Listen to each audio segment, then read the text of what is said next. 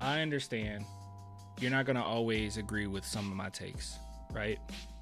Saw your interactions on X. Okay, so you know where this is going. I know you're not going to agree with every single thing that I say. I nor do I expect you to, right? Like, it's open discourse, you know, unless you're just being like blatantly disrespectful towards a player that does not deserve it. I'm not really going to fight you on it, right? Like, I understood everyone being a little disappointed with Devin Vassell's performance this year, even though statistically he didn't do as bad as people think. But when he's the second option on a team and you're solely relying on him outside of Wemby to give you some buckets at times, and he's not being as aggressive, like going to the rim or getting to the rim, and he's even mentioned that he wasn't. Obviously, it's going to be a little, frustration. Like, everyone's going to be frustrated, right? So, like, I understood where people were irritated with Devin Vassell. I even kind of understood when it got to we should trade him, right? Like, people were just so upset because you gave him quite a bit of time. He got a lot of praise, and there's been, like, ups and downs as far as what you're getting out of him night in and night out. With that being said, when it comes to a particular player, and as you guys know who I'm talking about, he gets a little too much hate. And I think that what really happens is because he's not a box score type player, he's not a player that you can go to the stats after the game and see how well he did based on that. Because one thing about Jeremy Sochan is that Sochan is a player where he plays phenomenal defense, but he doesn't get a lot of steals. He doesn't get a lot of blocks. It's a lot of great contests. It's making it very difficult because he doesn't take too many chances and he doesn't take a lot of risks. So he just plays very solid defense during the entirety of the game. And if you're just solely looking at the stats afterwards, you will say, oh my God, he underperformed. But when you actually watch the game and pay attention to what he's bringing, there is immediate impact, and it's very obvious the impact that he's having. But people don't really care for his game. Obviously, the point guard experiment really messed people up. But I think one of the worst perpetuators of this narrative that he's not a good player, he's not a superstar. No one said that. I'm not saying that he's not a superstar. I don't even think he's a star, right? I don't think he's any of that. But I do think that he is very impactful. And I think what goes against that I think just truthful statement is stuff like this. And this happens over and over and over again, where mainstream media, they put out graphics and they completely exclude Jeremy Sochan. And I mean every single time. Now, this is my fault because I reposted this and I initially said, hold on, actually, I'll go to my page. I initially said this was disrespectful, right? I said, you can tell me that Sochan gets no disrespect from mainstream media, but come on. And people took this, and rightfully so. And I didn't realize people were going to do this because like I said, I have a hard time distinguishing between my YouTube channel and my Twitter page. But people initially thought that I was saying that Sochan should start over Harrison Barnes. And that is not what I've been saying, nor is that what I've been pushing. I've been saying time and time again that I think Barnes should start. Like, he's probably our best catch and shoot 3-point shooter, right? Like he's phenomenal.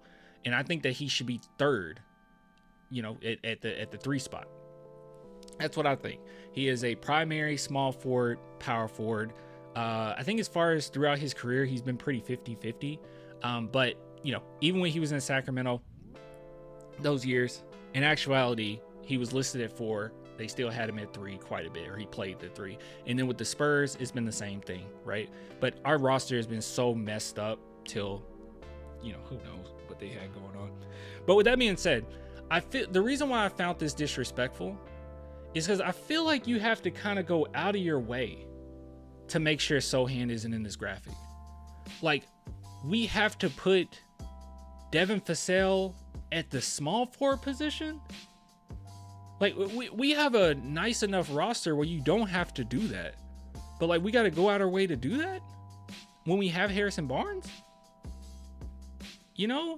And then you put, I mean, Steph Castle as shooting guard. I'm not opposed to that. Like I've told you guys, I'm not opposed to that at all. I'm not opposed to Devin Vassell, Castle, or Harper being put at that shooting guard position. I'm not opposed to it. But Castle has been like a really bad shooter.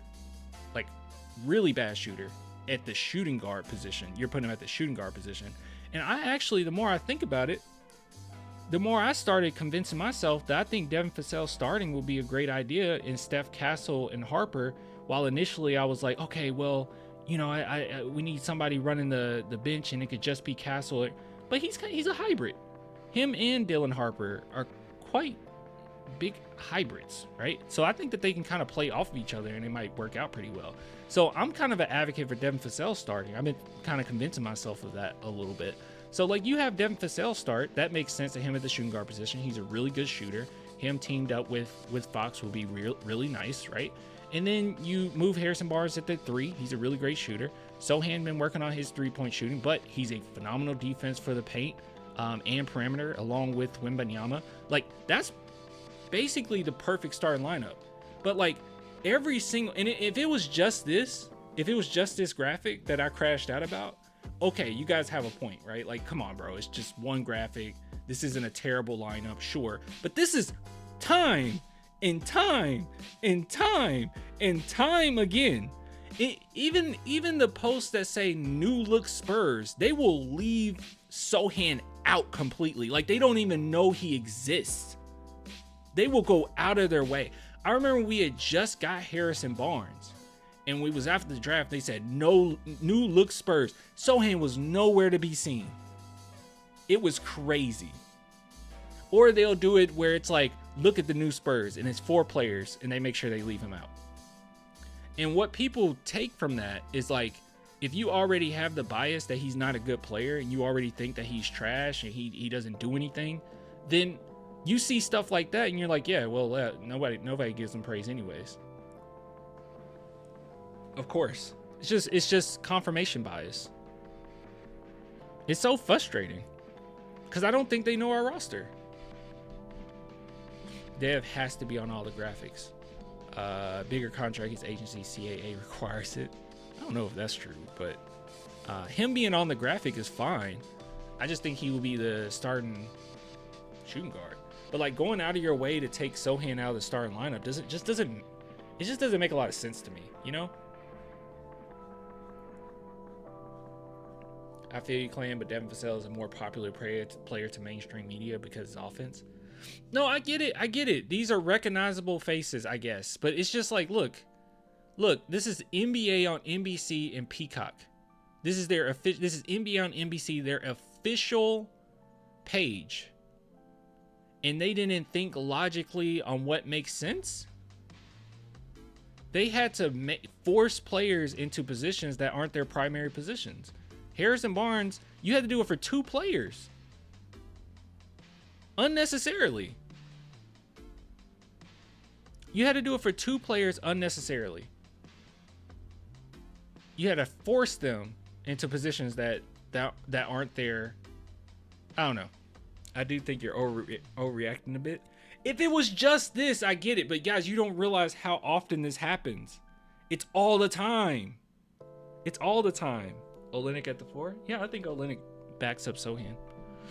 But it's like all the freaking time, man. If it was one time, I'm cool. Okay, fine. But like, how many times does this happen? It happens all the time. You're going out of your way with this graphic. It's not a bad starting lineup, mind you, but like you're going out of your way a little bit. Devin Vassell shouldn't be a small forward. Harrison Barnes can run power forward, obviously, but like I would just move him to small forward. He's a great small forward. And then have Sochan and power forward. I saw somebody saying like, Quinn, you're ridiculous.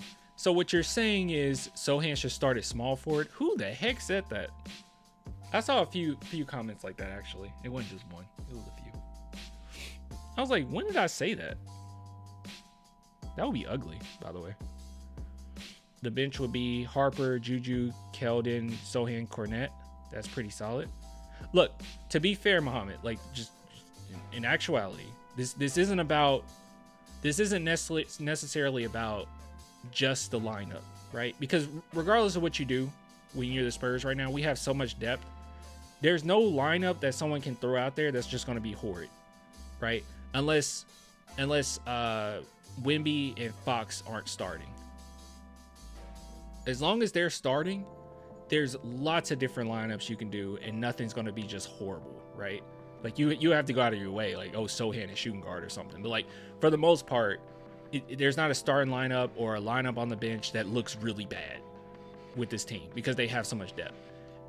My problem isn't that. My problem is the fact that they're constantly doing this with Sochan to the point where they don't know he exists.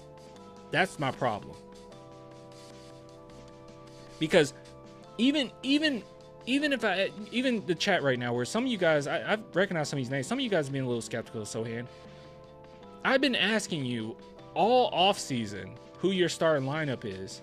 I don't see many without Sochan in it at all.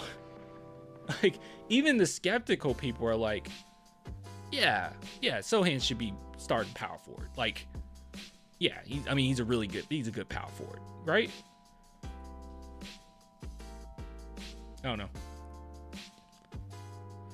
Do you feel like we lose more games if Sochan not starting? I wouldn't go that far. The Spurs have so much depth. I do like, however, I do like punching teams in the mouth early, and I think Sochan is perfect for that. I think you put Sochan at the power forward position, and now you have at least three. Well, you have one generational defender, one elite defender at power forward, and then you're going to have a really good defender regardless, or great defender, right? I think Castle's a great defender. But even if you did Devin Vassell, he's a good defender. So, like, you have a very solid defensive line. This right here, it's okay. It's okay. I mean, Wemby's on the court, so you're fine. Fox is an okay defender. He's a pretty good defender. So, it's all right. But I feel like we can really, like, set the tone early with Sochan starting, which I like. No, not a good enough rebounder. Who? Talking about Barnes? Sochan's a good defender or rebounder. I would say that's one of his, like, really good skills, honestly, is rebounding. I want to see a lineup of Castle, Cornette, Biyombo, Keldon, and Fox. All non-shooters to see what happens. Okay, maybe I should. No. I keep my case. I was about to say maybe I should take back what I said about, like, there's no bad lineup. But like I said, you include Fox or Wemby, that lineup isn't too bad, right? You take out Biyombo, put in Wemby with Cornette. It's not a lot of shooting, but that defense is crazy.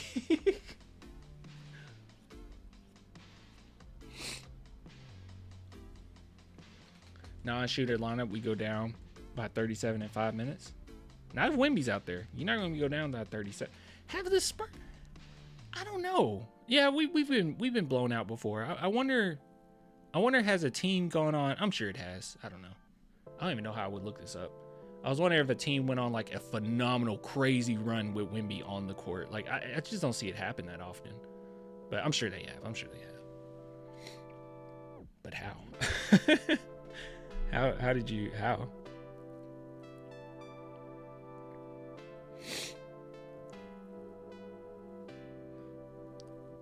Oh, you said I'm right because you had to think hard about that lineup, or that terrible lineup. Yeah. But like I said, if you include Wemby in that, then it ain't that bad. Like, you take Biyombo out for Wemby, that's not a bad lineup, actually. Not crazy about Keldon and Castle, but you get that together. But, you get maybe Keldon, he's streaky sometimes, but, like, you get great defense with Castle, great defense with Cornette. I mean, the paint is locked down, Castle, your wing defender. It's pretty nice. It's not bad.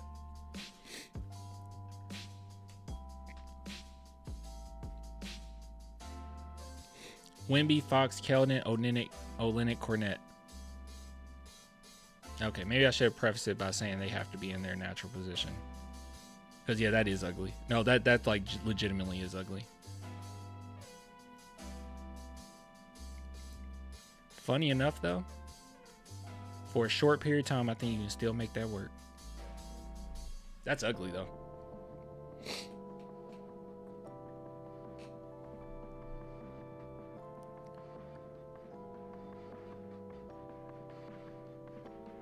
Keldon can find his three-point shoot or three-point stroke again. We say that every year. We'll see, though. We'll see. No disrespect. No disrespect to Keldon. No disrespect to Keldon.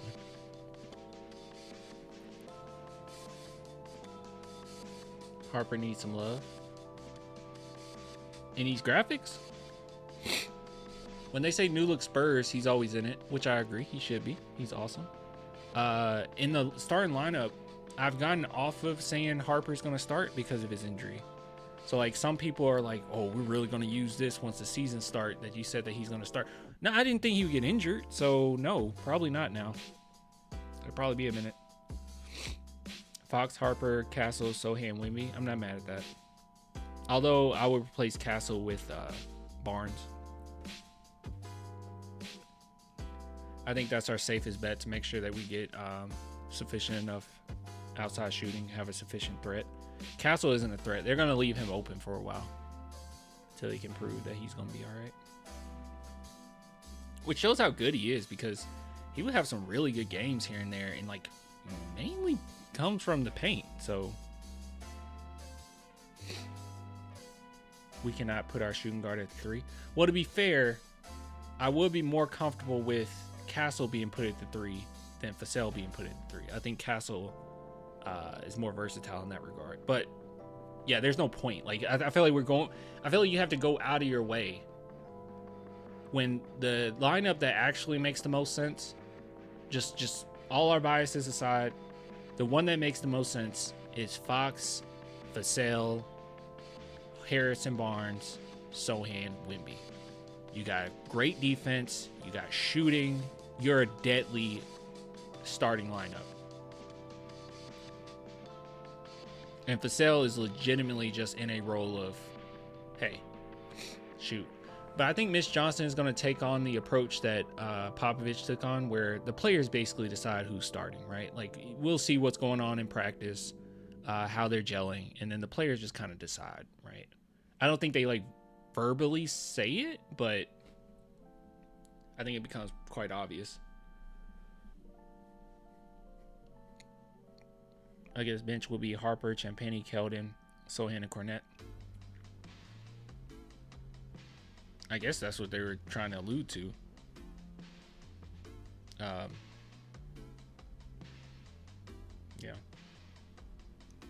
Lineups be specific to the situation too. And luckily we have enough depth where that's fine. So, but yeah. Anywho.